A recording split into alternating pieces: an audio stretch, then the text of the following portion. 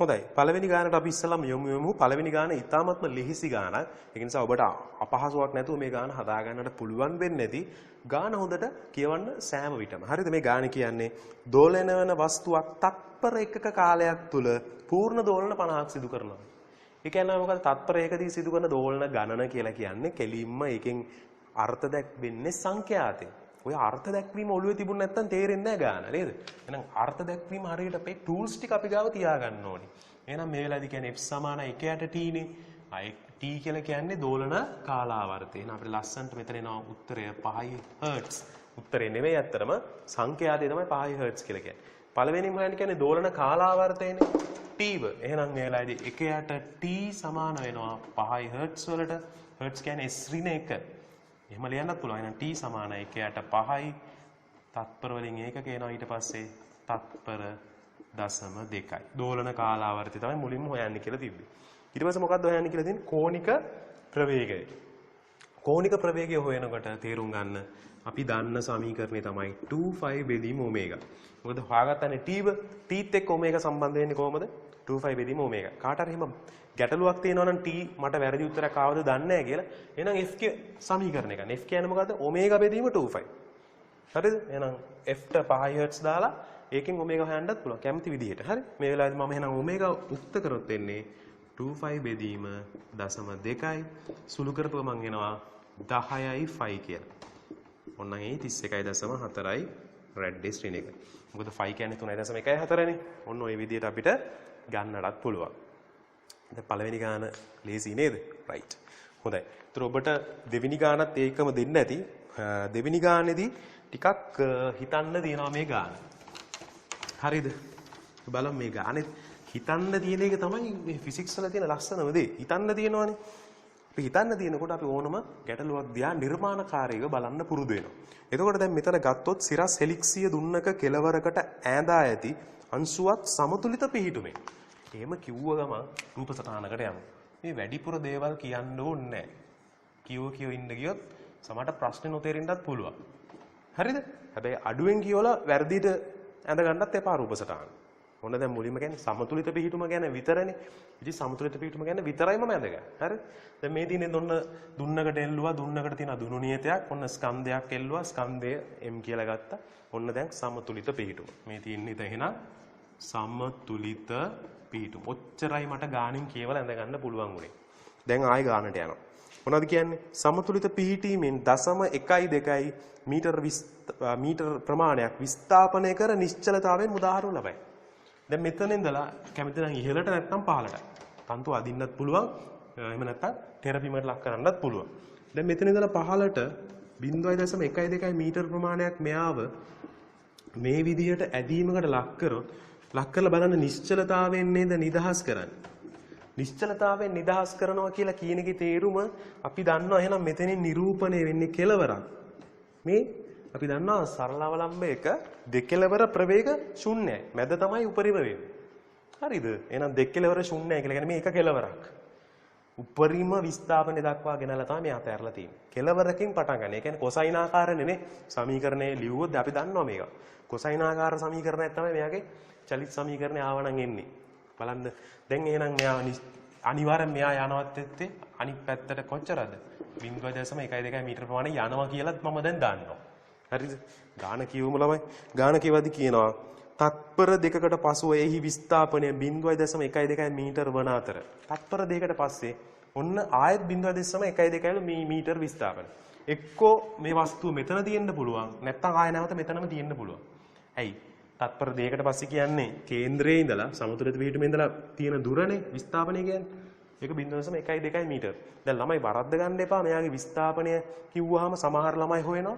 මෙයාගේ විස්ථාපනය මෙතන 0.12 මෙතන 0.12 එන ඔක්කොම 0.24යි. නෑ ළමයි එහෙම විස්ථාපනය ලියන්නේ නෑ. හරිද? අපි අර සරලනුවර්ති චලිතයේදී වගේ යා ගමන් කරපු දුර එහෙම එකක් නෙමෙයි විස්ථාපනය කියලා කියන්නේ. විස්ථාපනය කියලා කියන්නේ මොකද සෑම විටම අපි සලකනු ලබන ලක්ෂ දෙකක් අතර තියෙන කෙටිම දුර. එහෙනම් මේ වෙලාවේදී සමතුලිත පිහිටුමේ ඉඳලා තමයි සෑම විටම විස්ථාපනය අපි මනින්නේ. එහෙනම් ඔන්න 0.12 කියන්නේ එක්ක උඩ තියෙන්න පුළුවන් නැත්නම් මේ පිහිටුමේ තියෙන්න පුළුවන්. දෙකෙන් එකක්. දැන් ඒක තහවුරු කරගන්න පුළුවන් මේ විදිහට. හැබැයි තත්පර කීයක්ද ගියේ? මෙතන t සමානයි බිඳුව කියලා ගත්තොත් තප්පර 2යි. දැන් තැන දන්න තියෙන තාම කාලය දාගන්න බෑ. මෙතන කියනවා මෙම කාලය තුල වස්තුව සමතුලිත පිහිටුම පසු කරන්නේ එක් වරක් පමණයි. ඒ කියන්නේ මෙතන ඉඳලා උඩට යනකොට ඔන්න එකපාරක් පහු කරා මෙතනට ගියා.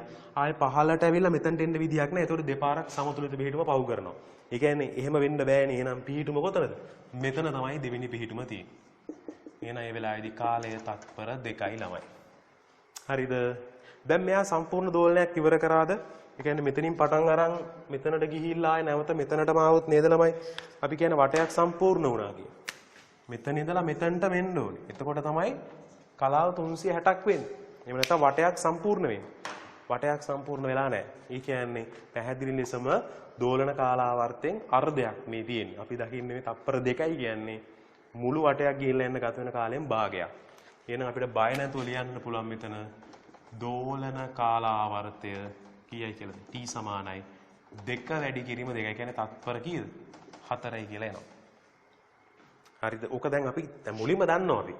දන්න දේවල් ටික අපිට ඕන ලියා ගන්න පුළුවන්. තව මේක දිහා අපි ප්‍රශ්න වලට තාම ගියෙත් නැහැ. හරිද?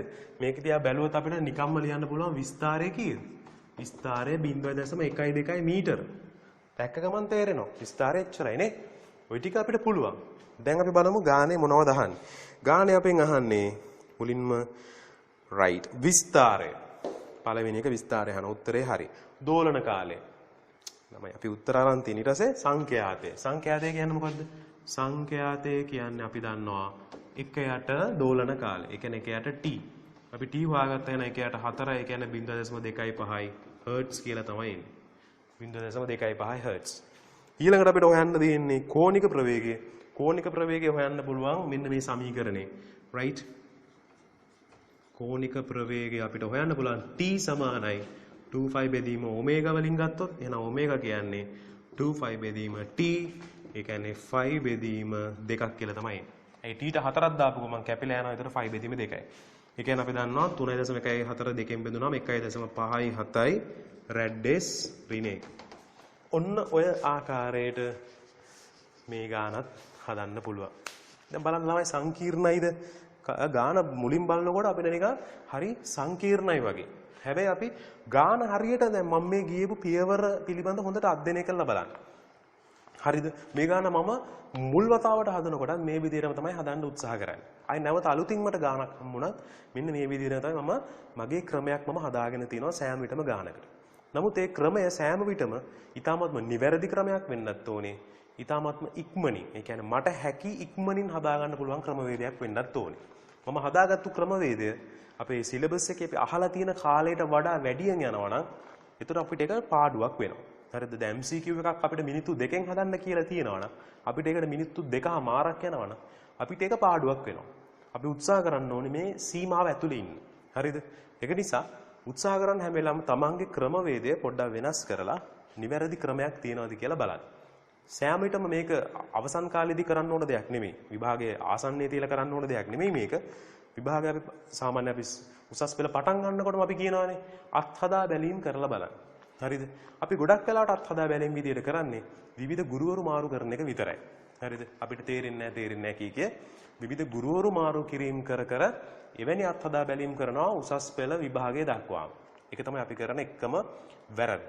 හරිද? ඔබ හොඳ ගුරුවරයෙක් හොයාගෙන සෑම විටම ඔබේ ක්‍රමවේද වෙනස් කරන්න උත්සාහ කරන පළවෙනි අවුරුද්ද ඇතුළත. ඔබේ ක්‍රමවේදය උසස් පෙළ ජය ගන්න පැහැදිලි ලෙසම හේතු වෙන්නේ ඔබේ ක්‍රමවේදය පමණයි. ගුරුවරයෙක් විදියට අපිට කරන්නට පුළුවන් ඔබට මඟ පෙන්වන එක විතරයි. හරිද? අපිට ඔබ රැගෙන යන්න බෑ ඒ දක්වාම අවසාන මොහොත දක්වාම ඔබට රැගෙන යන්නට බෑ. ඔබ විසින්ම ඔබේ මාර්ගය නිර්මාණය කරගෙන ඔබටම තමයි මේ මාර්ගයේ ගමන් කරන්නට වෙන්නේ. හොඳයි. දැන් එහෙනම් අපි තුන්වෙනි ගානත් තිබුණානේ. තුන්වෙනි ගානත් එහෙනම් අපි ඉක්මනටම හදන්න යමු. right? තුන්වෙනි ගානේ තිබුණේ මෙන්න මේ වගේ කතන්දරයක්. ඒකේ කියනවා ස්කන්ධයක් m අංශුවක් දෝලන කාලාවර්තයේ තත්පර 2කින් දෝලනය වෙන දුන්නකට ඈඳලා තියෙනවා. ඔන්න දුන්නක් තියෙනවා. හරිද? මෙයාගේ ස්කන්ධය දීලා තියෙනවා කැපිටල් M. අපි හිතමු මේ සමතුලිත පිහිටුම දෝලනය වෙනවා. මෙයාගේ දෝලන කාලාවර්තයේ කැපිටල් T ඔබට දීලා ඇති තත්පර 2ක් ලෙස. හරිද? ඔන්න තවත් මේ ගානේ මම දැන් ගාන කියවලා රූප සටහනට තමයි යන්නේ. එම අංශුවට තවත් කිලෝග්‍රෑම් 2ක් එල්ලනවලු. මේ පැත්තේ අපි අඳගමු. ඔන්න තවත් කිලෝග්‍රෑම් 2ක් එල්ලුවාම තිබුණට වඩා තව ටිකක් පල්ලෙහාට යන්න බෑනේ. ගිහිල්ලා තමයි සමතුලිත වෙන්නේ. කිලෝග්‍රෑම් වලින් තමයි ස්කන්ධය ලියන්නේ. එතකොට m ට උත්තර එන්නේ කිලෝග්‍රෑම් වලින් මතක තියාගන්න. දැන් මේ තමයි මෙයාගේ අලුත් සමතුලිත පිටු. මේ වෙලාවේදී යාගේ දෝලන කාලාවර්තය කියනවා තත්පර 1කින් වැඩි වෙනවා කියලා නේ. එන එයාගේ නව දෝලන කාලාවර්තය t නෝට් කියලා ගන්නම් තත්පර 3යි. දැන් මොකද ළමයි මේක හොයන්න කියන්නේ m ගේ අගය හොයන්න කියනවා. දැන් මුලින්ම හදන ළමයෙක්ට මේ රූප සටහන් ටික ඇඳ ගන්න පුළුවන්ද බැරිද? පුළුවන්. වාගේ අවසානයේ හොයන්න තියෙන අරමුණ මොකක්ද? නොදන්න දේ හොයාගන්න එක. ඒ කියන්නේ කවුද? මෙයාව හොයාගන්න එක. මෙයා තමයි අපිට තියෙන අරමුණ. අවසානයේට යන්න ඕනේ මෙතනට. අපි අවසානයේ දිහා බැලුවොත් අපි අවසානයේ දිහා බලලත් අපිට පුළුවන් අපේ මාර්ගය හදාගන්න. හරිද? අපිට අවසානට යන්න තියෙන m හොයන්න නම් m කොහොමද අපිට මේ ගානේදී පටලව ගන්න? මේ ගානට m පටල ගන්නේ කොහොමද? එහෙම කල්පනා කරනකොට මේක අපි දන්නවා හෙලික්සිය දුන්නක සරල අනුවර්තී චලිතයක්. එහෙම නැත්නම් දෝලනයක්. සරලවම කිව්වොත්. අන්න එවැනි දෝලනයක අපි දන්නවනේ මෙන්න මෙහෙම සම්බන්ධතාවයක් තියෙනවා. මොකක්ද තියෙන්නේ? t සමානයි 25 right m බෙදීම k. ඔබ මේක දන්නවා. මේ තමයි යාගේ දෝලන කාලාවර්තයේ සමීකරණය. හරිද?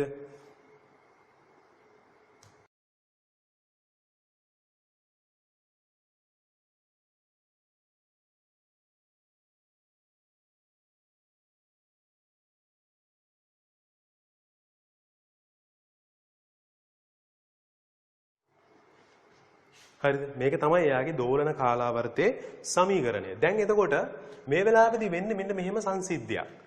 right? අපිට පුළුවන් දැන් මේ ස්කන්ධය මේකට ඈඳලා ගත්තා. ඔන්න ස්කන්ධය මේක ඇතුළට ඈඳලා ගත්තා. m තියෙනවා. මේ අවස්ථාවට බැරිද? දැන් t දීලා තියෙන නිසා මේ අවස්ථාවට අපිට බැරිද සමීකරණය ආදේශ කරන්න. මේ පළවෙනි අවස්ථාව, මේ දෙවෙනි අවස්ථාව. වෙන වශයෙන් සමීකරණ දෙකක් ගමු. එතකොට අපිට පුළුවන් m හොයාගන්න සමීකරණ දෙකක් සමගාමීව සුළු කරලා. මෙතනට આવොත් එන්නේ ඔන්න t සමානයි තත්පර 2යි අර සමීකරණය ආදේශ කරමු. 25 right capital M බෙදීම k. ඔන්න ළමයි නොදන්න පද දෙකක් තියෙනවා හරිද? ඉතින් කල්පනාවෙන් පළවෙනි සමීකරණය. මෙතන t නෝට් කියන්නේ තත්පර 3යි 25 මෙයාගේ ඉන්නේ ඊතර ළමයි එල්ලලා තියෙන ස්කන්ධේ කොච්චරක්ද? capital M ධන 2යි කිලෝග්‍රෑම්. එහෙනම් මෙතන ඉන්නේ M ධන 2යි සිම්පල් k වලින් බෙදනවා. ඔන්න සමීකරණ දෙක හම්බුණා. දැන් අපිට මොකද කරන්න පුළුවන් මෙතනින්? අපිට මේ සමීකරණ දෙකේ බෙදීමකට ලක් කරොත් මේ k ට k මොකද වෙන්නේ? කැපිලා යනවා. අපිට k දන්නේ නැහැනේ. එහෙනම් k ඉවත් කරමු. අපි කරන්නේ මේ වෙලාවේදී පළවෙනි සමීකරණයෙන් දෙවෙනි සමීකරණය බෙදනවා. බෙදපු ගමන් මොකද වෙන්නේ? 2 බෙදීම 3යි. මේ වෙලාවේදී මේ සමීකරණය අපි ඉස්සෙල්ලාම ලියන්න ඕනේ එහෙනම්. එහෙනම් මෙතන එනවා 2යි 5 capital M බෙදීම k වැඩි කිරීම මෙයාව බෙදීම මම උඩයට මාරු කරලා ලියා ගන්නවා. ඒතර උඩයට මාරු කරලා ලියා ගන්නකොට ඒතර අපිට වැඩි කිරීමක් විතර ගන්න පුළුවන් මේ බෙදීම නේ. එහෙනම් 25 වලින් බෙදෙන එක වැඩි කරනකොට 1යට දාද්දි 1යට 25 වෙනවා. පරස්පරයෙන් වැඩි කරනවා. හරිද? මෙයාවත් ඔන්න අනිත් පැත්ත හැරෙනවා. ඒතර පරස්පරයට ඇද. එතකොට එන්නේ k බෙදීම m ධන 1යි. දැන් ළමයි අපිට k ට k කපන්න පුළුවන් 25 ට 25 කැපෙනවා. 2 බෙදීම 3 සමානයි m බෙදීම m ධන 1 වර්ගමූලය. දෙන්නම් වර්ගමූලය තියෙන නිසා එකම වර්ගමූලයක් ඇතුළට ගන්න පුළුවන්. දැන් වර්ග කරනවා. වර්ග කරපු ගමන් මේ වර්ගමූලය අයින් වෙලා යනවානේ. එතකොට මේ පැත්ත මොකද වෙන්නේ? 4 බෙදීම 9යි. මෙතන m ධන සමානලා මෙතන පොඩි වැරද්දක් වුණා. මෙතන m ධන 2 තියෙන්නේ නේ. මෙතනත් m ධන 2 වෙන්න ඕනේ. right? එතකොට මේක සුළු කරලා බලනකොට අපිට එන්නේ මෙතන m ධන 2යි. එහෙනම් සුළු කරොත් 4යි m ධන 8යි මෙතන 9යි.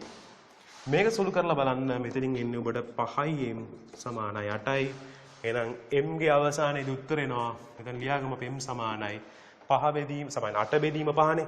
ඒ කියන්නේ 1.6යි කිලෝග්‍රෑම්. ඔන්න ඔය ආකාරයට අපිට පිළිතුරු ලබා ගන්නට පුළුවන් වෙනවා. දැන් ප්‍රශ්න තුනටම ඔන්න ඔය විදිහට අපිට විසඳුම් ලබා ගන්න පුළුවන් වුණා. තවත් ප්‍රශ්න තුනක් දාන්න ඉක්මනට හදන්න යමු අපි.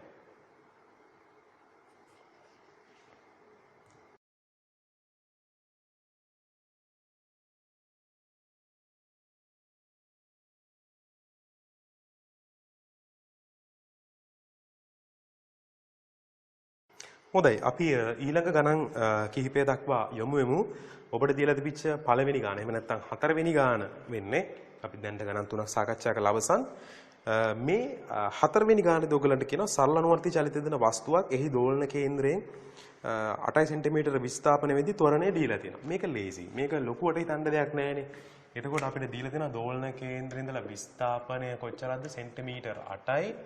අන්න ඒ වෙලාවේදී එයාගේ ත්වරණය A සමානයි 128යි තත්පර වර්ගයට සෙන්ටිමීටර වලින්. හරිද? ඔක්කොම සෙන්ටිමීටර දීලා තියෙන ප්‍රශ්නයක් නැහැ. ඒතර අපි දන්නවා මේ වෙලාවේදී සරල අනුවර්ති චලිතයේ විස්ථාපනය සහ ත්වරණය අතර සම්බන්ධ වෙන්නේ ඍණ ඔමේගා වර්ග x සම්බන්ධය. මේ ඍණ ඇත්තටම දිශාව සම්බන්ධ කාරණාවක්. ඒක නිසා මට ඍණ ලකුණු නැතුව ගාන හදාගෙන යන්න. හරිද? දැන් මේ වෙලාවට අපිට කියන වස්තුවේ ආවර්ත කාලය හොයාගන්න. ඉතින් ඉස්සෙල්ලා ඔමේගා හොයාගෙන ඉමු. ත්වරණය 128යි. හරිද? බය වෙන්න දෙයක් නැහැ. මේ පැත්තේ තියෙන සෙන්ටිමීටර වලින් මේ පැත්තේ තියෙන සෙන්ටිමීටර වලින් ඒක නිසා ඒකක කැපිලා යනවා. ඔමේගා වර්ග 8යි සෙන්ටිමීටර. හරිද? සෙන්ටිමීටර කැපුණා. එතකොට එන්නේ අපි දන්නවා මෙතනින් සුළු කරොත් 40 කීයද? 48ක්ද? ඔව් නේද? සමාන 48ක් නෙමෙයි 16යි කියලා එන්නේ නේද? 16. 16. එතකොට එන්නේ ඔමේගා සමානයි 4යි රැඩ්ඩේස් ඍණ 1. ඔමේගා 4යි රැඩ්ඩේස් ඍණ 1 ලෙස ලැබෙනවා නම් දැන් අපිට පුළුවන් පැහැදිලි ලෙසම දෝලන කාලාවර්තය හොයාගන්න. t සමානයි 2π බෙදීම ඔමේගා. එහෙනම් 2π බෙදීම 4යි කියලා කියන්නේ 5 බෙදීම 2යි. උත්තරේ 1.57යි තත්පර කියලා එනවා. අපිට දෝලන කාලාවර්තය මේ ආකාරයට හොයාගන්න පුළුවන් වෙනවා. ඔබට දීලා තිබිච්ච හතරවෙනි ගණනේ. පස්වෙනි ගාන මම හිතන්නේ ගොඩ දෙනෙක් හදන්න ඇති කියලා හිතනවා. හරිද? ඒක ඇත්තටම හොඳ ගානක්. ඇත්තටම හොඳ ගානක්. ඔබ තේරුම් ගත්තා නම් වඩාත්ම හොඳයි. දැන් ඒ කියන්නේ ඔබට සරල අනුවර්ති චලිතය හොඳට තේරිලා තියෙනවා. මේ ගාන කියන්නේ මෙන්න මෙහෙම දෙයක්. හරිද? තිරස් මේසයක් 3 හර්ට්ස් සංඛ්‍යාතයකින් තිරස් තලයේ සරල අනුවර්ති චලිතයේදී. දැන් තිරස් මේසයක්. අපි මේසයක් ඇඳගමු. දැන් ඔන්න මේසයක් තියෙනවා මෙන්න මේ විදිහට. හරිද? මේ මේසේ මම කුඩාවට ඇඳගත්තේ. හරිද? මේ මේසේ අපිට මෙන්න මේ වගේ කේන්ද්‍රය මේ තිරස් තලය. හරිද? මේ වගේ කේන්ද්‍රයක් තියාගෙන එයා දැන් මේ තියෙන්නේ එයාගේ මැද කේන්ද්‍ර. මේසේ මැද. මේම තියාගෙන මේ මේසේ මේ විදිහට තිරස් තලයක මේ දෝලන කේන්ද්‍රය කියලා හිතාගෙන. right? මේක දෝලන කේන්ද්‍රය නම් මේ වටා මොකද වෙන්නේ සරල අනුවර්ති චලිතය දෙනවා. දෙපසට මොකද වෙන්නේ? කම්පනය වෙනවා. මොකනේ සරල අනුවර්ති චලිතය දෙනවා කියලා කියන්නේ? කොහොම දෙපැත්තට ගමන් කරනවා. මේ තියන්නේ යාගේ මැද්ද. හරිද? ඔහොම කම්පන වෙනවා. යාගේ කම්පන සංඛ්‍යාතය දීලා තිනවා ඔයගොල්ලන්ට f සමානයි 3යි හර්ට්ස්. ඒ තත්පරයකදී ඔක 3 වතාවක් මෙතන ගිහිල්ලා මෙතනට එනවා. ආය නැවත මෙතෙන්ට ගිහිල්ලා ওই විදිහට 3 වතාවක් සිදු වෙනවා. හරිද? දැන් මොකද්ද කියන්නේ ගානේ? ගානේ කියනවා ළමයි මේසේ මත වස්තුවක් තියලා තියනවලු කිලෝ 0.5ක. ඔන්න වස්තුවක් මම තිබ්බා. මගේ ස්කන්ධය දීලා තියෙන්නේ 0.5 කිලෝග්‍රෑම්. හරිද?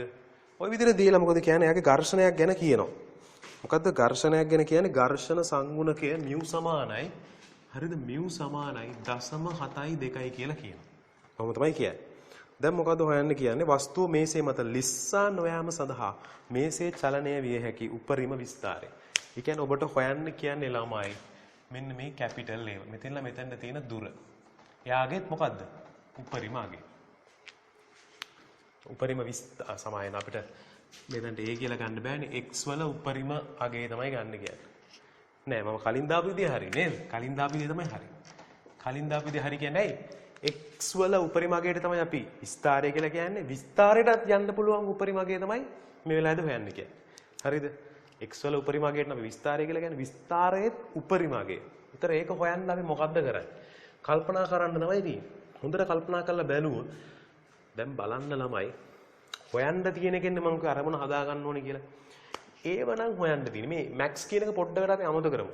හරිද? උපරිම කියන අදහස පොඩ්ඩකට අමතක කරලා නැත්නම් අපිට ගොඩාක් දේවල් උලුට දාගත්තොත් මොකද්ද කරන්න කියලා තේරෙන්නේ නැහැ. හරිද? ඒව හොයන්න දිනවනම් කල්පනා කරලා බලන්න. ඒව හොයනකොට ඒ සම්බන්ධ වෙනව නේද මෙන්න මේ විදිහට. හොඳට හිතද්දි එනවා. ඒ සම්බන්ධ වෙනවා ත්වරණයත් එක්ක ඔමේගා වර්ග x. හරිද? මේකෙදී x උපරිම විට හරිද? x උපරිම විට x සමානයි කැපිටල් A වෙනවා. ඒ කියන්නේ විස්තරයට සමාන වෙනවා. මේ වෙලාවේදී අපිට එන්නේ නම් ත්වරණයේ උපරිම අගය කියන්නේ ඔමේග වර්ග a. දැන් ඔන්න a ත්වරණයත් එක්ක සම්බන්ධ වුණා. දැන් එහෙනම් වස්තුවේ ත්වරණය මේ වෙලාවේදී වස්තුවේ ත්වරණය හොයාගත්තොත් එහෙම නැත්නම් මේ කියන මේසයේ ත්වරණය හොයාගත්තොත් එම ත්වරණයට වස්තුවට තියෙනවා කියලා හිතාගෙන ඔන්න ගාන හදාගෙන යන්න පුළුවන්. දැන් ඔන්න අදහසක් එනවා පොඩි අදහසක්. දැන් ත්වරණය හොයාගත්තා නම් කැපිටල් A හොයාගන්න පුළුවන් කියන අදහස හරි. දැන් එහෙනම් ත්වරණය ගැන හිතමු.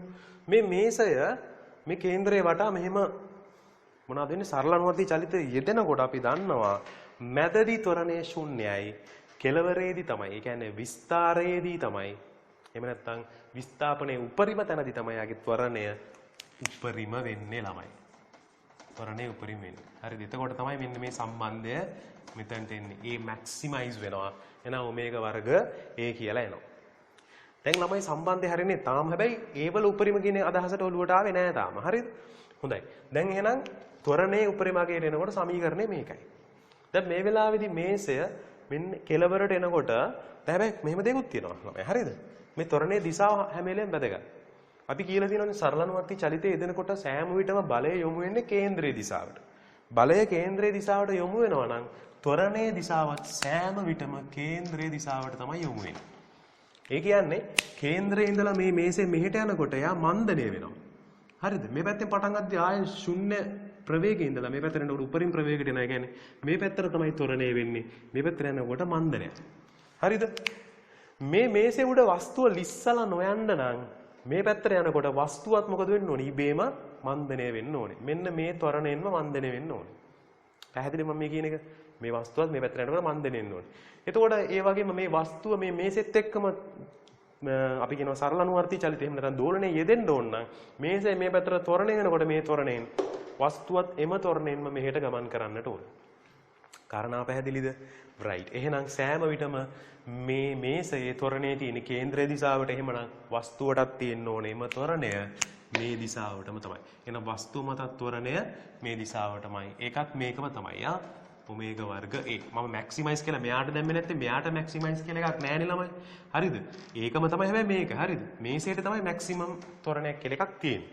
හරිද? දැන් එහෙනම් ඔන්න මේ වස්තුවට හම්බෙන්නේ එම ත්වරණයම තමයි. ඒ සමානයි ඔමේගා වර්ග A.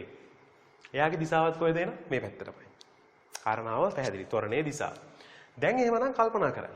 මෙයා මේ පැත්තට යනකොට හරිද? ඔන්න බලන්න. හොඳට. මේ පැත්තට දැන් ওই වස්තුව මෙහෙම මන්දනලා යනකොට මෙතනින් නිශ්චල වෙන්න නම් වස්තුව මේසයත් එක්කනේ සම්බන්ධ වෙන්නේ. වස්තුව කොහෙන්වත් මෙම ඇදලා ගන්න එකක් නැහැ නේද? මේසේ නම් අපි මං හිතන්නේ මෙහෙම දෝලනය කරන නැත්නම් යම්කිසි යන්ත්‍රයක් උපකාරී කරගෙන මේ විදිහට දෝලනය කරන්න නැති ආව. මේසේ. හරිද? නමුත් වස්තුව ඒ යන්ත්‍රයට සම්බන්ධ නැහැනේ. වස්තුව සම්බන්ධ කාටද? මේසයත් එක්ක. එහෙනම් මේ වස්තුව ওই විදිහට දෝලනය වෙන්න හේතු වෙන්නේ මේසේ මගින් වස්තුව මත ඇති කරන ඝර්ෂණ බලය. හරිද? ඒතර අපි දන්නවා ඝර්ෂණ බලයට යන්න පුළුවන් උපරිම අගයක් තියෙනවා. හරිද? අපි කියනවා ඝර්ෂණ බලයට යන්න පුළුවන් උපරිම අගය F සමානයි μr කියලා. ඒ උපරිම අගය කියන්නේ මොකක්ද? සීමාකාරී අවස්ථාව. හරිද? මේ තියෙන්නේ සීමාකාරී උපරිම ඝර්ෂණ බලය. හොඳට ළමයි සම්බන්ධතාවයන් දකින්න. හරිද? ඝර්ෂණ බලයට යන්න පුළුවන් උපරිම අගය හොයන්න පුළුවන් අපිට F සමානයි μr දාලා. සීමාකාරී අවස්ථාවේදී. හරිද? එතකොට μ දීලා තියෙනවා ඔබට. R අපිට හොයාගන්න පුළුවන්. මොකද අපි දන්නා මෙහෙට R වුණොත් පල්ලහැට mg. එහෙනම් R සමානයි කවුද? F සමානයි m ඉහළට දැම්මොත් ත්වරණයක් උඩට නෑනේ. එහෙනම් කෙලින්ම R සමානයි mg කියලා එනවා. එහෙනම් අපිට බය නැතුව මෙතනදී පුළුවන් ආදේශයක් දාගන්න μ.72 mg. ඔන්නෝම එනවා. ඝර්ෂණ බලයේ උපරිම අගය. හරිද?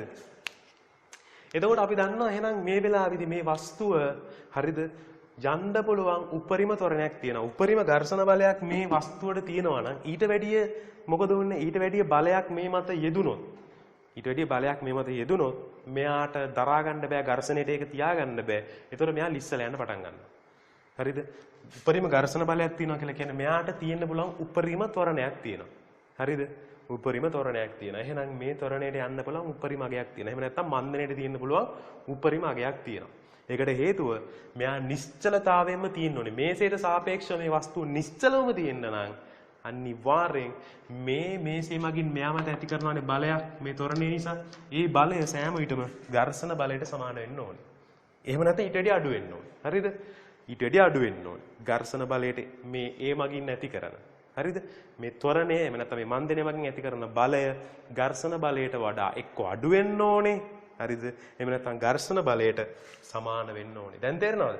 එහෙනම් ඝර්ෂණ බලයට සමාන වෙනකොට මේ වස්තුවට යන්න බලන් උපරිම මන්දනය හෝ උපරිම ත්වරණය යාට තියෙනවා. හරිද? එහෙනම් මෙයාට හම්බ වෙන උපරිම වෙනකොට ත්වරණය උපරිම වෙද්දී මේ ත්වරණය යන්න බලන් යාට උපරිම අගයට යනවා. මේ ත්වරණය උපරිම අගයට යද්දි මොකද වෙන්නේ? A maximize. A වලත් maximize වෙනවා. ඒ කියන්නේ ත්වරණයේ උපරිම ත්වරණයේත් උපරිම අගය. ඔක දැන් එකපාර උලෝට යද්දි හරියට තේරෙන්නේ නැති වෙයි නේද?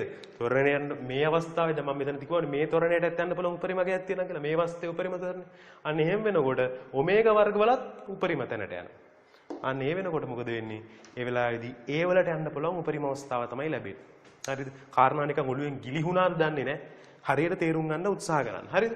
දැන් එහෙමනම් මේ වෙලාවේදී මෙයා මේ පැත්තට යනකොට මන්දනය වෙනවා. එහෙනම් ඔන්න මේ පැත්තට තමයි මන්දනය. කියන්නේ ත්වරණ දිශාව මේ පැත්තට. එහෙනම් ඝර්ෂණ බලයත් මෙයා මත ඇති වෙන්නේ මේ පැත්තට. හරිද? ඝර්ෂණ බලයත් මේ පැත්තටම ඇති වෙනවා. ඝර්ෂණ බලයේ දිශාවට මේ ත්වරණ නිසා ඇති කරන බලයේ දිශාවට ඇති වෙනවා. එහෙනම් මේ වෙලාවේදී ඝර්ෂණ බලය තමයි මේ ත්වරණය ඇති කරන්න හේතු වෙනවා කියලා අපිට අදහස් කරගන්න වෙන්නේ. එහෙනම් වස්තුව අපි ඕන වෙනම ඇඳගමු. ඊතර ගත්තොත් වස්තුව මත මේ පැත්තට මන්දනයක් තියෙනවා. ඒ කියන්නේ ත්වරණය මේ දිශාවට ඒක ඉන්න ඔමේගා වර්ග A. එහෙමනම් එයාගේ ඝර්ෂණ බලය තියෙන්නේ මේ පැත්තටම තමයි. μr කියලා ලියන්න පුළුවන්. එහෙනම් අපිට පුළුවන් මෙයාට F සමානයි m දාන්න වස්තුවට. හරිද? මම දානවා වස්තුවට F සමානයි ma. දාද්දී F වල උපරිම අගය ඝර්ෂණ බලයට සමාන වෙනවා. ඔන්න μr ස්කන්ධය m වතාවක් ත්වරණය. එහෙනම් ලියන්න පුළුවන් අපිට ඔමේගා වර්ග A වල මැක්සිමම් වැලියු එක. හරිද? විස්තරයට යන්න පුළුවන් උපරිම අවස්ථාව. හරිද? හොඳයි. දැන් එහෙනම් අපිට ලියන්න පුළුවන් μr අපි හොයාගත්ත කීයද? 0.72 mg මෙතන m ඔමේගා වර්ග A max වෙනවා. හරිද? m ට m කැපිලා යනවා. දැන් අපි ඔමේගා වර්ගය දන්නවද? ඔමේගා වර්ගය අපිට හොයාගන්න පුළුවන් මෙතන හර්ට්ස් ගාන දීලා තියෙන නිසා. එතකොට අපිට ලියන්න පුළුවන් ළමයි f මම ලියා ගන්නකොට මෙතනදී අපිට ලියන්න පුළුවන් වෙනවා මේ වෙලාවේදී ඔමේගා බෙදීම 25 කියලා තමයි අපිට ලැබෙන්නේ. හරිද? ඔමේගා බෙදීම 25. ඒ කියන්නේ දැන් අපිට පුළුවන් වෙනවානේ අර f සමාන 1ට t කියන එකට ආදේශ කරලා එතනින් ගන්නත් පුළුවන්. නැත්නම් සංඛ්‍යාත ඇසුරින් ඔමේගා ලියද්දී අපි ලියනවා ඔමේගා සමාන 25f කියලා. මේ සමීකරණය මතක තියාගෙනත් පුළුවන්. දැන් එහෙනම් ඔමේගා ලැබෙන්නේ අපිට කවුරු කියලාද? 25 වැඩි කිරීම 3යි කියන්නේ 6යි 5 කියලා තමයි ලැබෙන්නේ. දැන් මෙතනින් මම ඔමේගාව හොයාගත්තා. දැන් අපිට පුළුවන් අවසාන පිළිතුර දක්වා යන්න. කොහොමද අපි අවසාන පිළිතුරට යන්නේ? මෙතනින් මම හදා ගන්නවා. දැන් අපිට ලැබුණා 0.72 වැඩි කිරීම g කියන්නේ 7.2යි සමානයි. ඉතුරු වෙන්නේ ඔමේගා වර්ගයනේ. දැන් ඔමේගා වර්ගය කියන්නේ කවුද? 36යි 5 වර්ගය. 36යි 5 වර්ගය එහෙනම් A max. ඔන්න ඔය විදිහට. A max. හරිද? A max තමයි අපි හොයන්න ඕනේ. එහෙනම් ඔන්න අපි හොයලා බලමු දැන්. 7.2 බෙදීම 36 අපිට 5 වර්ගයේ ආසන්න වශයෙන් 10 කියලා ගන්න පුළුවන් ගැටලුවක් නැහැ. සාමාන්‍යයෙන් අපි සුළු කිරීම වලදී අපි එහෙම ගන්නවා. හරිද? එහෙමනම් දැන් 3.2 36න් බෙදුවාම කීයද ළමයි? අපිට එන්නේ එතකොට 0.2යි. 10න් බෙදපුවාම නැවත අවසන් උත්තරය 0.02යි මීටර. ඒ කියන්නේ මේක සෙන්ටිමීටර වලින් ගත්තොත් සෙන්ටිමීටර 2යි.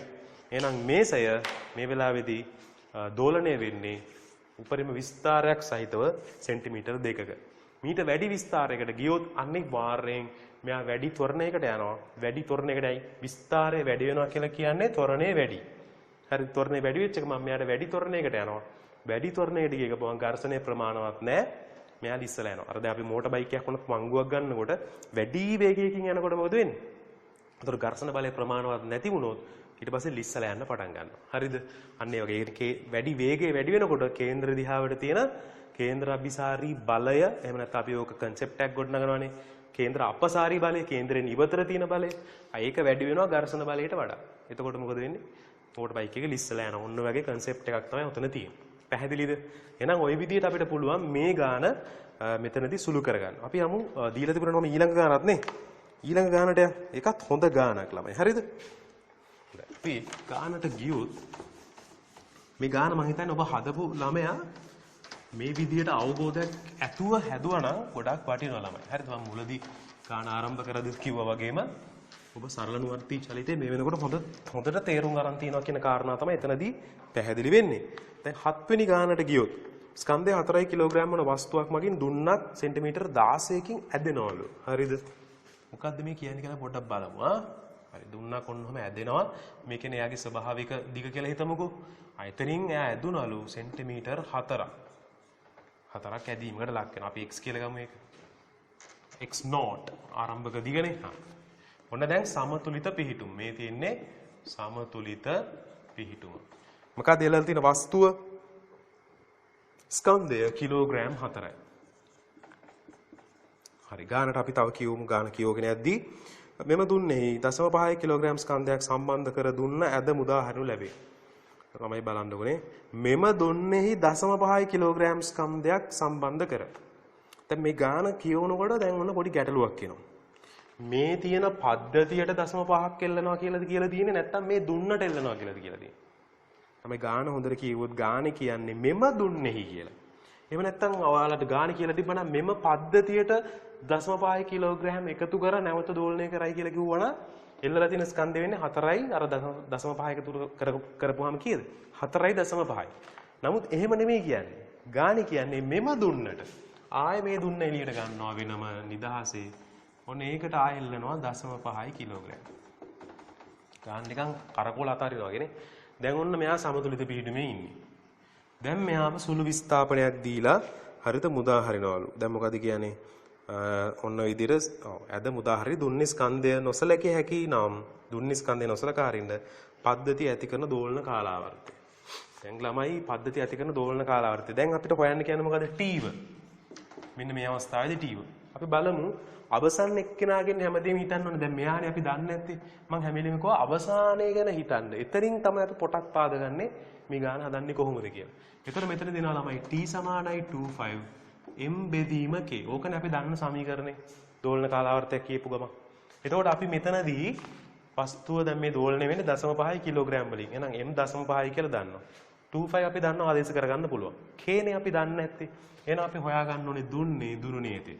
ඒක හොයාගන්න නම් අපි ආය මුල් අවස්ථාවට යන්න ඕනේ. ඒකෙදි බලන්න 4 කිලෝග්‍රෑම් එකතු කරපුවාම පල්ලහැට ඇති වෙනවා 4 නිව්ටන් බලයක්. එවැනිම බලයක් උඩට මොකද වෙන්නේ? ප්‍රතිපාදන බලයක් ලෙස ක්‍රියා කරනවා. එහෙනම් අපි දන්නවා අර දුනු නියමය. එහෙම නැත්නම් අපි හුක් නියමය කියලා කියන්නේ. ඒ හුක් නියමයට ආදේශ කරොත් අපිට මෙතනින් ලියන්න පුළුවන්. හරිද? මෙන්න මේ විදිහට. කොහොමද f සමානයි kx භාවිතා කරොත්? ඍණ ලකුණු ඕනේ නැහැ ළමයි. හරිද? එහෙනම් ප්‍රතිපාදන බලය 40යි නිව්ටන්, k ඇදුණු දිග සෙන්ටිමීටර් 4යි. මීටර කරලා ආදේශ කරගන්න. සුළු කරනකොට එන්නේ මෙතන 10යි. එහෙනම් k සමානයි 10 බෙදීම 10 ඍණ 2. 10 බෙදීම 10 ඍණ 2 මෙහෙම නෙන්නේ. 10 බෙදීම 10 ඍණ 2 උඩට එනකොට 10 ධන 2ක් වෙනවා. ඒතර 10 ධන 2 10න් වැඩි වුණාම 1000යි nm ඍණ 1. සුළු කිරීම හරියට කරගන්න ළමයා.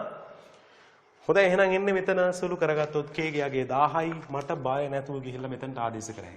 දැන් පුළුවන් 25 එම දුන්නමනේ ගත්තේ. මෙතන 0.5යි. මෙතන 1000යි ළමයි. 0.5 කියන්නේ අපිට ඔන්න ලියන්න පුළුවන් 1යට 2 කියලාත් ලියන්න පුළුවන් නේ. right. දැන් එහෙනම් මේක සුළු කරගන්න පුළුවන් එකක් විදියට දන්න ඉන්නේ. හරිද? 0.5 භාගයට විදියට ලියුවා ළමයි 2000යි නේ. 2000යි. right. මොනවම තමයි එන්නේ. මේක සුළු කරගන්නයි අපි ඕනේ නේ. එතකොට මේක ඕනනම් ලියන්න පුළුවන් අපිට 25 right. අපිට ලියන්න පුළුවන් 20 වැඩි කිරීම 100 කියලා. එතන 1ට 100 වර්ගමූලය. 1 වර්ගමූලය එකමනේ. 100 වර්ගමූලයයි 20 මූල 20යි මූල 100යි කියලා ගන්න පුළුවන්. මූල 100 කියලා කියන්නේ 10යි. ඒක යටින් තියෙන එළියට එද්දි 10ක් වෙලා එනවා. එතන 25 බෙදීම 10යි. 1 යට මූල 20. මූල 20ත් ලියන්න පුළුවන් ළමයි 4 වරක් 5 නේ. 4 වරක් 5 ලිව්වොත් 4 වර්ගමූලය කියන්නේ 2යි. 2ක් කියලා එතන 20යි. මේ දෙකට එහෙනම් කැපිලයක් දෙන්නේ 5 බෙදීම 10යි මූල 5. ඔන්න ඔය වගේ උත්තරයක් තමයි එන්නේ. ඉතින් මේක සුළු කරලා ගත්තොත් අපිට උත්තරය ගන්න පුළුවන් වෙයි. ආසන වශයෙන් 5 කියන්නේ අපි ගත්තොත් 3යි කියලා 10යි මූල 5 සාමාන්‍යයෙන් ලියන්න පුළුවන් කීයද අපිට? 2.2ක් වගේ ලියමු අපි. 2.2ක් වගේ. මම මේ ආසන්න උත්තරය ගන්න යා. ඔබට පිළිතුරක් ලබා ගන්න ඕන නිසා 3 බෙදීම 22ක් වගේ තමයි එන්නේ. 3 බෙදීම 22ක් කියන්නේ 0.0 මෙතන ගත්තොත් 1යි 22යි 8යි 80ට 4ක් වගේ. හරිද? ආසන්න වශයෙන් අපිට එන්නේ එහෙනම් 0.14යි කාලය එන්නට ඕනේ.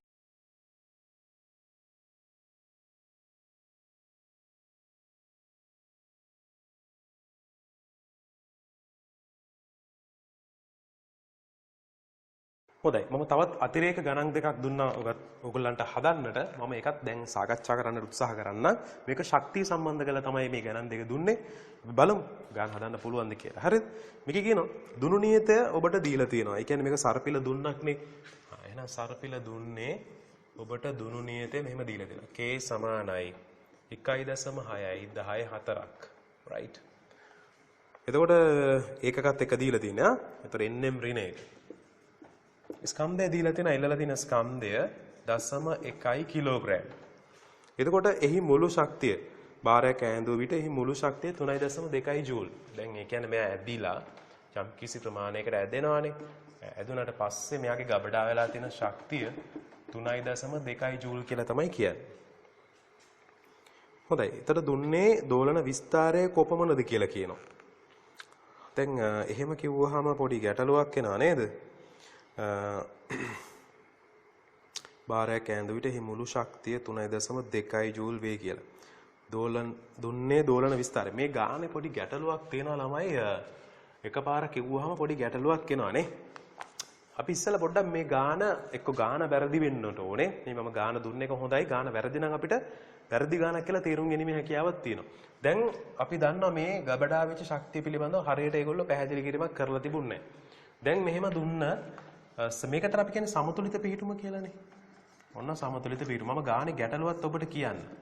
සමතුලිත පිහිටුම තමයි මේක. ඒතර සමතුලිත පිහිටුමට ගෙනල්ලා හොඳට බලන්න අපි ගත්තොත් අපිට පුළුවන් මේ පල්ලහැට ඔන්න බලය mg නිසා ක්‍රියා කරන්නේ 1 නිව්ටන්. එවැනිම සමාන බලයක් ඉහළට ප්‍රතිපාදන බලය විදිහට ක්‍රියා කරනවා. ඒතර අපිට පුළුවන් F සමානයි kx දාලා මේ වෙලාවේදී ඇදිලා තියෙන දිග හොයාගන්න, x හොයාගන්න. නමුත් අපි බලමු මේ වෙලාවේදී දුන්නේ හරිද?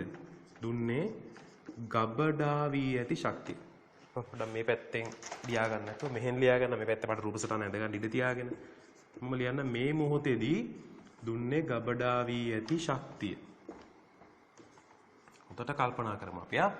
ගබඩා වී ඇති ශක්තිය හොයලා බැලුවොත් ඔන්න මට දැන් එනවා මෙන්න මේ විදිහට. භාගයයි kx වර්ගය මගේ. මම ඒක e නෝට් කියලා ගන්නවා. හරිද? භාගයයි kx වර්ගය.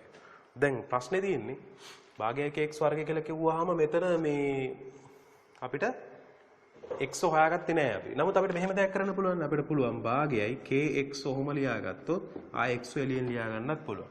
ආය අපිට එන්නේ එතකොට භාගයයි fxමයි නේ. එහෙමත් නැත්නම් අපිට පුළුවන් මෙන්න මෙහෙම ලියා ගන්න. අපිට පුළුවන් උඩ යටයි k කින් වැඩි කරන්න. එතකොට උඩ k වර්ගය වෙනවා. ආය යටට k එකක් එනවා. ප්‍රශ්නයක් නැහැනේ. උඩ යටයි මම k වලින් වැඩි කරා. ඒතර උඩ මේ තව k එකක් තිබුණා k වර්ග වුණා. පහළට k එකක් ආවා. ඒතර මේක ලියන්න පුළුවන් අපිට භාගයයි kx වල වර්ගයේ බෙදීම k. දැන් kx කියන්නේ කවුද? f සමානයි kx. එහෙනම් අපිට kx වෙනුවට දාන්න පුළුවන් f කියලා. එහෙනම් මේක ලියන්න පුළුවන් භාගයයි f වර්ග k. ඔය වගේ පොඩි ජිල් මාට් එහෙම දාලා අපිට ගාන හදන්න වෙයි. හරිද? දැන් f තියෙනවනේ. f කීයද? නිව්ටන් 1යි. k තියෙනව නේද? භාගයයි නිව්ටන් 1 k කියන්නේ 1.6යි 10 4 උඩට එනකොට 10 ඍණ 4ක් වෙනවා. ඒතර මේක සුළු කරලා බැලුවොත් නම් අපිට එන්නේ හොඳට බලන්න 1.32යි. එහෙමත් නැත්නම් අපි තව ටිකක් ලේසියෙන් ලිව්වොත් 0.5 බෙදීම 1.6යි. එහෙම නැත්නම් 5 බෙදීම 16යි 10 ඍණ 4යි ජූල්. ඔන්න ඔහොම අගයක් තමයි එන්නේ. 5 බෙදීම 16යි. 5 බෙදීම 16යි සුළු කරලා බැලුවොත් ඒ එන්නේ ළමයි අපි දන්නවා 0.3. ඒ කියන්නේ මෙතන එන්නේ 3 වැඩි කිරීම 10 ඍණ 5යි ජූල්. 3 වැඩි කිරීම 10 ඍණ 5යි ජූල්. දැන් ළමයි කල්පනා කරලා බලන්න දැන් හොඳට. මේ දුන්න x ප්‍රමාණය මෙහෙම වස්තුවක් එල්ලුවට පස්සේ දුන්න ඇදුණු ප්‍රමාණයත් එක්ක ගබඩා වෙච්ච ශක්තිය ගත්තොත් ඒක 3 වැඩි කිරීම 10 ඍණ 5. මේ වෙලාවේදී ගබඩා වෙලා තියෙන යගේ 3 වැඩි කිරීම 10 ඍණ 5. එතකොට මේ ශක්තිය ගබඩා වීමේදී මේ ගානේ පටලවලා තියෙන එකයි. මේ ගාන මෙහෙම ඇදීමකට ලක් කරාට පස්සේ මේ ගානේ කිව්වේ මෙහෙමයි. මේ බලන්න හොඳට මේ ගානේ කියනවා right කෙලවරකට 0.1 කිලෝග්‍රෑම් භාරයක් ඈඳුව විට එහි මුළු ශක්තිය 3.2 ජූල් වේ කියලා. ඒක තමයි වැරද්ද. හරිද? එහෙමනම් ඒගොල්ලෝ ඒ විදිහටම නම් ගාන දුන්නේ. අපිට නොසලකා හරින්න වෙනවා මෙන්න මේ ගාන. 3 වැඩි කිරීම 10 ඍණ 5යි ජූල් කියලා කියන්නේ මේ තන්තුව මේ විදිහට ස්කන්ධයක් එල්ලපුවාම ඇදිලා තියෙනකොට ගබඩා වෙන ශක්තියනේ. ඒ කියන්නේ සමතුලිත පිහිටුමේදීම එයාට මේ වගේ ශක්ති ප්‍රමාණයක් තියෙනවා. හරිද? ඊට පස්සේ එයාව හොඳට කල්පනා කරන්න. එයාව මේ වගේ x ප්‍රමාණයකට අදිනවා. අපි x නෝට් කියලා ගමු. ඒතර එයාගේ විස්තරය. හරිද? x නෝට් කියන්නේ එයාගේ විස්තරය. එහෙම ඇදලා අතෑරියාම එයා මොකද වෙන්නේ? දෝලණය වෙන්න පටන් ගන්නවා. මේම තව දුරටත් ඇද්දට පස්සේ එයාගේ ගබඩා වෙනවා තවත් ශක්ති ප්‍රමාණයක්. මේ x කියන්නේ සමතුලිත පිහිටුමේදී එයාගේ ගබඩා වෙලා තිබිච්ච ශක්ති ප්‍රමාණය දුන්නේ තවත් x නෝට් ප්‍රමාණයක් ඇද්දට පස්සේ ඔන්න දැන් තව වැඩිපුර ශක්ති ප්‍රමාණයක් ගබඩා වෙනවා. මේ ගබඩා වෙන ශක්තිය එකතුව තමයි මම හිතන්නේ ඒගොල්ලෝ දීලා තියෙන්නේ 3.2 ජූල්. මේ 3.2 ජූල් එක සාපේක්ෂව ගන්නකොට රයිට්. ඒ කියන්නේ මේ වෙලාවේදී මේ මොහොතේදී දුන්නේ තියෙන මුළු ශක්තිය 3.2 ජූල් කියලා ගන්නකොට දුන්න සමතුලිත පිහිටීමේදී දුන්න ඇදිලා තියෙද්දි ආවේ ශක්ති ප්‍රමාණය 3 වැඩි කිරීම 10 ඍණ 5යි. ඒ කියන්නේ ඉතාමත්ම කුඩාගයක්. මෙයත් එක්ක සාපේක්ෂව ගන්නකොට 0.0.0.0යි කියන්නේ 0.4යි 3යි කියලා එන්නේ. 0.04යි 3යි. අඩු කරත් වැඩක් නැහැ ළමයි. ඒ කියන්නේ අපිට එහෙනම් මේ වෙලාවේදී ගබඩා වෙලා තියෙන මේ ශක්තිය නොසලකා හරිනවා කියලා හිතමු. එහෙනම් සමතුලිත පිහිටුමේ ඉඳලා යම් කිසි ප්‍රමාණයක් ඇද්දට පස්සේ යාගේ ගබඩා වෙන මුළු ශක්තිය ඒ අමතරව ඇදීම නිසා ගබඩා වෙන ශක්තිය තමයි එහෙනම් 3.2 ජූල් කියලා අපි ගන්න ඕනේ. බලන්න අපි ගානේ කොයිතරම් දේවල් හිතන්න තියනවද කියලා. හරිද? අන්න එහෙනම් එවැනි උපකල්පනයකට ගිහිල්ලා මට පුළුවන් මේ වෙලාවේදී හරිද? දැන් එහෙනම් ඔන්න ගබඩා වෙච්ච ශක්තිය හොයාගන්න පුළුවන්. මුළු ශක්තියට සමාන වෙනවානේ. කෙලවරේදී මෙන්න මෙහෙම. කෙලවරේදී අපි අර ශක්ති ප්‍රස්ථාරයේ මැන්දේ මුළු ශක්තියට සමාන වෙනවා. කෙලවරේදී චාලක ශක්තිය බිඳුවක් නිසා ප්‍රත්‍යස්ථ ශක්තිය උපරිමගයට. දැන් අපිට විස්තරය හොයාගත්තා. එතන 3.2යි භාගයයි k කියන්නේ 1.6යි 10.4යි ඒ වර්ගය. සුළු කරොත් අපිට එනවා ළමයි මෙතන 1.6යි 1.6ට 1.6 කැපුණා. එහෙනම් ඒ වර්ගය එන්නේ 10 ඍණ 4 වර්ගමූලය. ඒ කියන්නේ 10 ඍණ 2යි මීටර. එහෙනම් සෙන්ටිමීටර වලින් ගත්තොත් කීයද? සෙන්ටිමීටර වලින් ගත්තොත් 1 සෙන්ටිමීටර. හරිද? ඕනනම් ලියමු. 1 සෙන්ටිමීටර. විස්තරය එහෙනම් ළමයි අපි හොයාගත්තා සෙන්ටිමීටර 1යි. දැන් අපි බලමු හොයන්න තියෙන මොකද්ද කියලා. රයිට්. සුළු කිරීමේ වැරදක් එහෙම කරලා තියෙනවද? ඔව් ළමයි මම නැවත සුළු කිරීමේ වරදක් කරා නේද? රයිට්. ඕක තමයි අපි හදා ගන්න ඕනේ. මටත් සමහරවිට මේ බෝඩ් එකේදී ওই සුළු කිරීමේ වරද සිදු වෙනවා හැම වෙලාවෙම. මොකද්ද මම මේ කරපු වරද? මෙතනින් කපලා දාපු එක නේද ළමයි මේ? දැන් මෙතනින් 3.2 දෙකෙන් කපලා 1.6 කියලා ගත්ත එක තමයි කරපු වැරද්ද. ඒක පොඩ්ඩක් අපි ආයෙ නැවත හදාගමු ළමයි. රයිට්. සුළු කිරීමේදී මෙතන එනවා අපිට ආවේ 3.2යි මෙතන භාගයේ වැඩි වෙනකොට එන්නේ 6.4යි 1.6 10.4යි ඒ වර්ගයේ මෙතනින් සුළු කරොත් 4යි එහෙනම් 4 වැඩි කිරීම 10 ඍණ 4 වර්ගමූලය කියලා තමයි. හරිද? ඕක සුළු කරොත් ඒකේ උත්තරේ එන්නේ 2යි 10 ඍණ 2යි. ඒ කියන්නේ මීටර වලින් මේක එන්නේ. එහෙම නැත්නම් සෙන්ටිමීටර වලින් ගත්තොත් 2යි සෙන්ටිමීටර. සෙන්ටිමීටර 2ක් කියලා තමයි විස්තරය එන්න ඕනේ. කලින් 1 සෙන්ටිමීටර කියලා ආවේ දැන් 2 සෙන්ටිමීටර කියලා ආවා සුළු කිරීමේ දෝෂය නිසා. හරිද? හරි. දැන් ඒක හරි. ඒක වරද්ද ගන්න එපා ළමයි. හරිද? මට වැරදුනා. ඒක ඔබ කරන්නට එපා. දැන් බාරයේ උපරිම වේගය හොයන්න කියලා කියන. උපරිම වේගය එන්නේ මැදදී. දැන් වේගයේ උපරිම වේගය කොහොමද ළමයි හොයාගන්නේ? උපරිම වේගය හොයනකොටත් සමීකරණයක් තියෙනවා මොකද්ද? උපරිම වේගය සමාන වෙනවා මේ හැමදේම හිතන්න. මුළු ශක්තියට සමාන කරන්න පුළුවන් නේද උපරිම වේගය? භාගයයි mv max වර්ගය. ඇයි එහෙම කරන්න පුළුවන්. මම කිව්වා මැදට එනකොට වේගය උපරිම වෙනකොට ප්‍රත්‍යක්ෂ ශක්තිය ශුන්‍ය වෙනවා. එහෙනම් පද්ධතිය ශක්ති සංසිතියට අනුව මුළු ශක්තිය සමාන වෙන්නේ චාලක ශක්තියට විතරයි. චාලක ශක්තියට උපරිමගයට. ඒතර Vmax කියන්නේ කවුද ළමයි? Vmax කියන්නේ Vmax සමානයි A ඔමේගා. හරිද? උපරිම වේගයේ සමීකරණය A ඔමේගා වලට සමාන වෙනවා. එහෙනම් මෙතනට ආදේශ කරොත් A වර්ග ඔමේගා වර්ග. E total එක. දැන් මෙතනදී අපිට පුළුවන් ද හොයාගන්න මේක අපි හොයන්න කියන්නේ මොකක්ද? උපරිම වේගයනේ ඔමේගා. රයිට්. අපරාධය අපි මේ A ඔමේගා දාගත්තේ නේද ළමයි? අපිට කෙලින්ම උත්තරේ ගන්න තිබුණා. රයිට්. A ඔමේගා දාන්න අවශ්‍ය වෙන්නේ නැහැ නේ. මුළු ශක්තිය 3.2යි භාගයයි ස්කන්ධය දීලා තියෙනවා නේද? 0.1යි. එහෙනම් Vmax වේගය නෑනේ කියලා තියෙන්නේ. කෝණික ප්‍රවේගය නෙමෙයි. දැන් මේක සුළු කරොත් එන්නේ 64යි. මොකද 6.4 දශමකින් බෙදුනකොට 64යි. ඒකේ වර්ගමූලය තමයි උපරිම වේගය. එහෙනම් උපරිම වේගය එනවා 8යි ms ඍණ 1. කොහොම තමයි එන්නේ. උපරිම වේගය. හරිද ළමයි? දැන් උපරිම වේගය හොයාගත්තා. ඊළඟට අපිට හොයන්න කියලා තියෙන්නේ දුන්න එහි සමතුලිත පිහිටීමෙන් 0.01ක් විස්ථාපනය වී ඇති විට භාරයේ වේගය. ඒකටත් අපිට සමීකරණයක් තියෙනවා ළමයි. දැන් මේ මම හැදුවේ B part එක C part එකට ගියොත් දුන්නේ සමතුලිත පිහිටීමෙන් 0.01ක්. දැන් මේ සෙන්ටිමීටර් දෙකක් නෙමෙයි යන්නේ උපරිම 0.01ක් ගියාම හොයාගන්න අපිට දුන්න වේගය හොයාගන්න සමීකරණය B සමානයි a වර්ග ඍණ x වර්ග වල වර්ගමූලය වතාවක් මොකද්ද? ඔමේගා. ඔගනේ සමීකරණේ ওই සමීකරණයට ආදේශ කරලා ගන්න පුළුවන්. අපි ඔමේගා හොයාගන්නවා. ඔමේගා හොයාගන්න මේ සමීකරණයට ගියොත් Vmax බෙදීම a. හරිද? Vmax කීයදාවේ 8යි. a කීයදාවේ 2 වැඩි කිරීම මීටර වලින් ආදේශ කරන්න ඕනේ. 2 වැඩි කිරීම 10/2යි. ඕක සුළු කරත් එන්නේ 400යි රැඩ්ඩේස් ඍණේ ඔමේගා. හරිද? 800 බෙදීම 2නේ 400යි. දැන් එහෙනම් මෙතනට ආදේශ කරොත් එනවා 400යි a වර්ගය කියලා කියන්නේ ළමයි මෙන්න මේ ආපු උත්තරේම තමයි. a වර්ගය නම් එනවා 4 වැඩි කිරීම 10 ඍණ 4යි. x කියන්නේ 1 වැඩි කිරීම 10 ඍණ 4යි. මොකද x කියලා කිව්වේ කීයද? 1 වැඩි කිරීම 10 ඍණ 2 නේ 0.01. ඒ කියන්නේ 1 වැඩි කිරීම 10 ඍණ 2 වර්ගය කියන්නේ 1 වැඩි කිරීම 10 ඍණ 4යි. 10 ඍණ 4 එළියට ආපුවාම පොදු හරය ගත්තොත් 10 ඍණ 4 එළියට එද්දි වර්ගමූලයෙන් 10 ඍණ 2ක් වෙනවා. 10 ඍණ 2 400ත් එක්ක සුළු වෙද්දි 10 ඍණ 2 කියලා කියන්නේ ළමයි 100ෙන් බෙදෙනවා කියන අදහසනේ. එහෙනම් 400 100ෙන් බෙදෙද්දි 4යි වර්ගමූල ඇතුලේ එන්නේ ළමයි 3යි කියලා සුළු වෙලා එන්නේ. එහෙනම් කී දෙන්නේ වේගය? 4යි මූල 3යි. මූල 3 කියන්නේ 1.7යි 3යි. ඕක සුළු වෙලා එනකොට එනවා අපිට 6.992යි ms ඍණේ. හරිද? 6.992යි කියලා උත්තරේ ඔන්න හොයාගත්තා. ms ඍණ 1. හරිද? වේගය. දැන් ඔන්න අපිට A B C කියන ඒ වලට උත්තර හොයාගන්න පුළුවන් වුණා. අවසානයේදී D දුන්නේ මුළු ශක්තිය දෙගුණ වූ විට. හරිද? මොකක්ද ඒ කියන්නේ?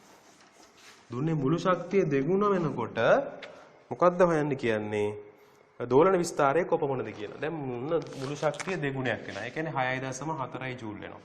එතකොට විස්තරය අපි දන්නවනේ විස්තරය සමීකරණය. එතකොට උපරිම වෙනකොට භාගයයි k a වර්ගය. අලුත් a නෝට් එක හොයන්න කියන්නේ. මේක ඉතින් ඔයමු නේද? ලොකු වෙනසක් වෙන්නේ නැහැ ළමයි. මූල දෙකෙන් වැඩි වෙනවා අවසානට ආපු උත්තරෙ එච්චරයි. එතකොට මේක දෙකෙන් වැඩි වුණාම 6.4 වැඩි කිරීම 2යි.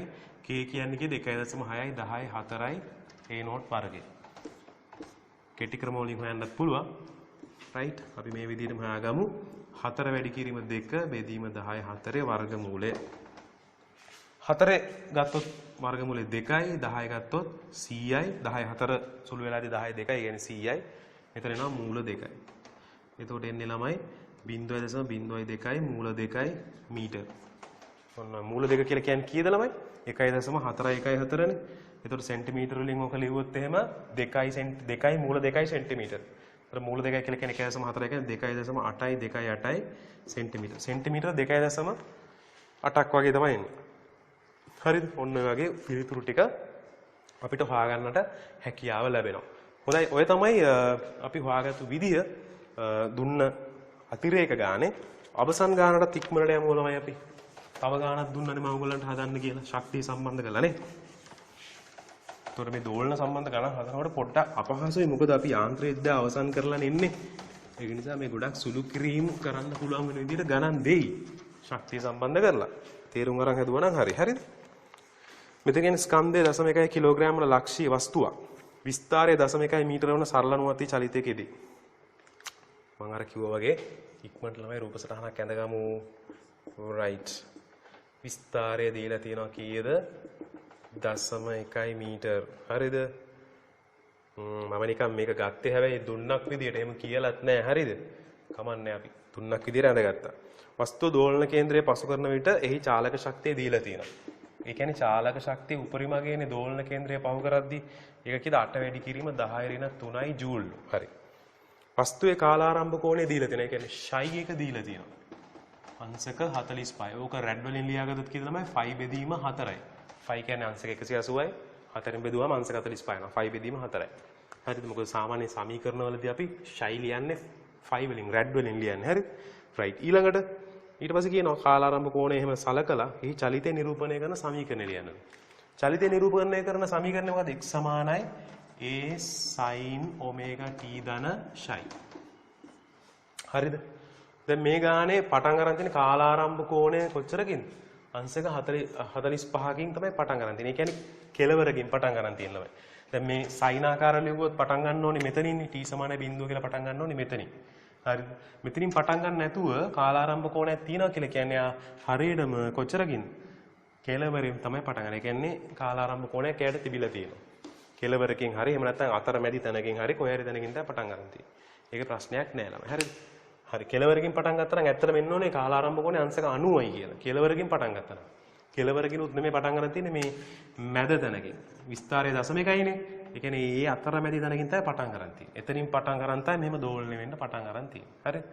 ඔන්න මෙතනින් තමයි එහෙනම් ස්ටාර්ට් එක දීලා තියෙන t සමානයි බිඳුව. සමතුලිත තීට මෙදි නෙමෙයි. ওই කාරණාවත් පොඩ්ඩක් තේරුම් ගත්තා නම් හරි. දැන් එහෙනම් කාරණා නිකන් සංකීර්ණයි වගේ හිතුණාට එහෙම හිතන්න එපා. කාලාරම්භ කෝණේ දීලා තියෙනවානේ 5 බෙදීම 4යි කියලා. අපි හොයාගන්න ඕනේ එහෙනම් ඔමේගා. මම මේ ගැඹුරු තැනින් තමයි කිව්වේ. නමුත් අපි ලේසියෙන් හිතුවොත් ඔමේගා හොයාගත්තා නම් හරි. මැදදී වේගය උපරිමයි. එහෙනම් චාලක ශක්තිය ලියාගන්න පුළුවන්. භාගයයි right mv max වල වර්ගය. 8 වැඩි කිරීම 10/3යි. මේක සුළු කරමු ස්කන්ධය දීලා තියෙනවා කීයද? 0.1යි. Vmax වනේ අපි හොයන්න ඕනේ. Vmax අපිට ලියන්න පුළුවන් නේද ළමයි A ඔමේගා කියලා. මොකද අපි අවසානයේ ඔමේගා වලට එන්න ඕන නිසා A ඔමේගා ලෙස ලියා ගන්න. 8 වැඩි කිරීම 10/3යි. හරි. 8 මේ පැත්තෙන් 2කින් වැඩි වෙනකොට 16යි. 0.1කින් බෙදෙනකොට අපි දන්නවා ආය උඩට එනකොට 10ක් එනවා. එහෙනම් 10/4යි කියලා එන්නේ. විස්තරයත් කී 10 නැවත එනවා 0.1යි. right. හරි නේද? ස්කන්ධයක් 0.1යි විස්තරයක් 0.1යි. ඒතර ඔමේගා. ඒතර ඔමේගා සුළු වෙනකොට එන්නේ මෙතනදී 16 වැඩි කිරීම 10/5යි. ඊට විශාල අගයක් තමයි එන්නේ නේද? ඊට විශාල අගයකට යන මොකක් හරි සුළු කිරීමේදී දෝෂයක් සිදු කරගෙන තියෙනවා. හරි. මොකද්ද සුළු කිරීමේ දෝෂය? මෙතන 10/3යි. දැන් අපිට කරගෙන යද්දිම තේරෙනවා මේ වැරද්දක් වුණා කියලා. මොකද රැඩ් වලට ওই තරම් විශාල අගයක් එන්න බෑනේ නේද? 10/3යිනේ. දැන් ඔන්න ආයෙ එහෙනම් අපිට ආයෙ හදා ගන්න වෙනවා. මෙතන 0.2කින් වැඩි වෙනකොට 16යි 0.1කින් බෙදෙනකොට 10/2යි. ආයෙ නැවත මෙතනට එනකොට 16යි 0.1යි. 10 වැඩි කිරීම ඍණ 1යි. එතකොට එන්නේ 1.6යි රැඩ්ඩෙස් ඍණ 1. ඔයගොල්ලෝ මම සුළු කරන විදිය බලන්න එපා ළමයි. හරිද? සුළු කරද්දි මටත් වරදිනවා. ඔබ හරියටම කරගෙන යන්න. හරි. එහෙනම් x සමානයි. a එන්නේ කවුද? 0.1යි. sin ඔමේගා කියන්නේ 1.6යි. t ෂයි කියන්නේ 5 බෙදීම 4යි. ඕක තමයි අවසානයේදී අපිට ලැබෙන සමීකරණය. හරිද? ඒතර මෙවැනි ආකාරයක ගානක් හදාගන්නත් පොඩ්ඩක් අයිඩියා එකක් තියාගන්න ළමයි. මේ අයිඩියා එක තියෙනවා නම් ඔබට තා ලේසියෙන් ගාන හදාගෙන යන්න හැකියාව ලැබෙනවා. හරිද?